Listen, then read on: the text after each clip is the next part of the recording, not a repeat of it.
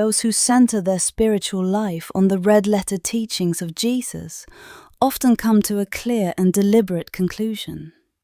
We do not worship gods, neither distant deities seated above the world, nor images shaped by fear, power, or control. We are not oriented towards sky thrones, supernatural hierarchies, or authorities that demand submission through terror. Our attention is turned inward, toward conscience, awareness, and the living current of life itself. Jesus repeatedly spoke of the divine not as a ruler to be appeased, but as a presence close at hand, nearer than temples, nearer than priests, nearer than law. The kingdom is within you, he taught. For us, that statement is not symbolic decoration, it is central. It means the sacred is not externalized into objects, institutions, or texts to be worshipped in place of transformation. The sacred is encountered through the inner life. Because of this, we reject the idea that spirituality requires bowing to a distant supernatural authority. We do not build our lives around fear of punishment from invisible powers. We do not surrender our moral responsibility to doctrines written long ago. We refuse to substitute obedience for awakening.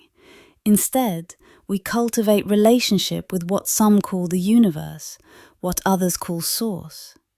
The animating intelligence that moves through all existence and expresses itself through compassion, creativity, and truth. This is not worship in the conventional sense. It is alignment. It is listening. It is living in harmony with the deepest currents of being. We also do not treat any book as an object of worship. Writings may inspire, challenge, and provoke reflection, but they are not replacements for conscience.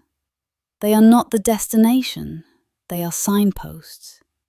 When words are used to justify cruelty, domination, or exclusion, they cease to function as sacred guidance and become instruments of harm. To say we do not worship gods is not a declaration of emptiness. It is a declaration of responsibility. It means we accept that the work of spiritual life cannot be outsourced. Each person must examine themselves. Each person must choose mercy over violence, humility over pride, service over control. No heavenly authority can perform that work for us. Our spirituality is not vertical. It is inward and outward at once. Inward, toward awareness and moral clarity. Outward, toward how we treat neighbors, strangers, enemies, and children.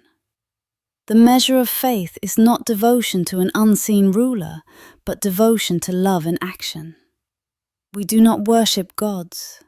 We listen, we align, we live awake, and we trust that whatever is most sacred in the universe speaks most clearly not through thunder or fear, but through the quiet insistence of compassion rising within us.